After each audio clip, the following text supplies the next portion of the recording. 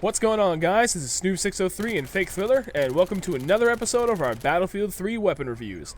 Today, we're looking at the PDW-R.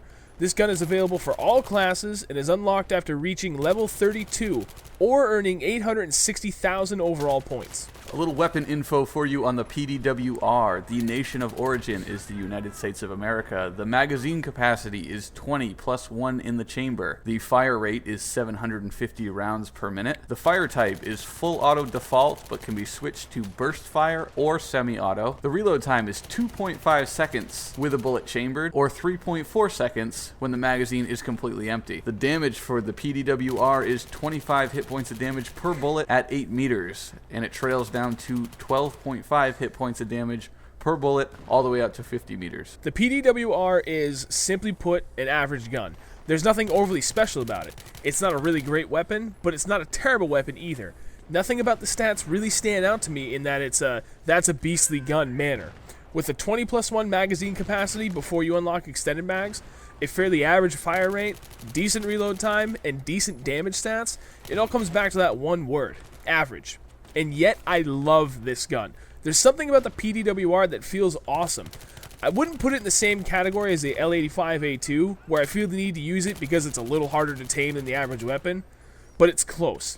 I'm drawn to it because, by its stats, it's an average weapon, an underdog compared to most other guns in Battlefield 3, and I want to use it and show that you can make it an above average weapon, that it can hold its own in most gunfights. I like this gun in most situations, but you're really better off using it for close quarter combat, firing in the medium range or closer.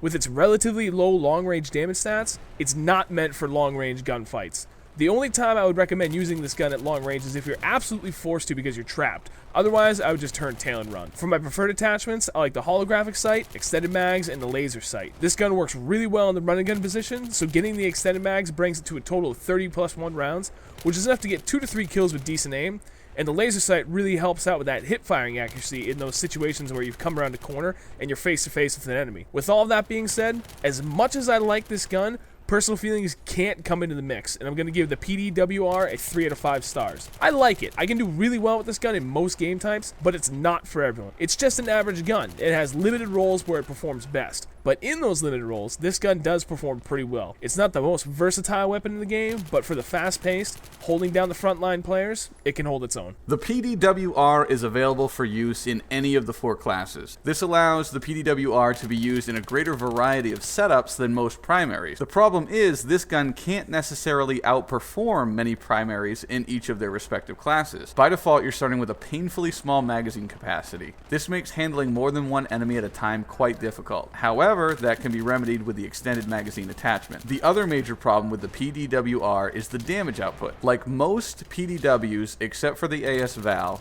this weapon is a pea shooter at range. At 12.5 damage minimum, you need to land as many as 8 shots on your enemy, assuming none are headshots. That can be a bit much considering you're only carrying 20 bullets by default. This is far worse than the majority of the available primaries in the Assault, Engineer, and Support kits, making the PDW-R an odd choice for any of those kits. Of course, the PDW-R will be better in some situations than most of the primaries in the Recon kit. If you're looking to make use of the Recon kit in a more of an aggressive role than what is typically offered by the bolt actions or marksman rifles, the PDW-R is an acceptable choice and will do you well, assuming you keep its shortcomings in mind. And that's exactly how I prefer to use it, as a semi-aggressive recon, using a red dot sight, a laser sight, and extended mags. The way I see the PDW-R is as a slightly below average weapon that retains a few points for being flexible in its class requirements.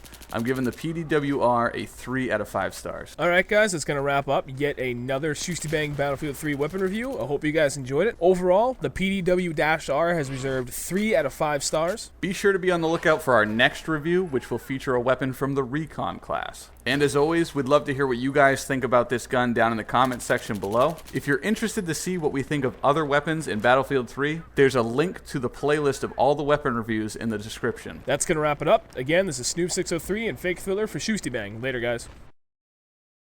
Hey guys, check us out on Twitter at twitter.com/fakethriller and twitter.com/snoop603.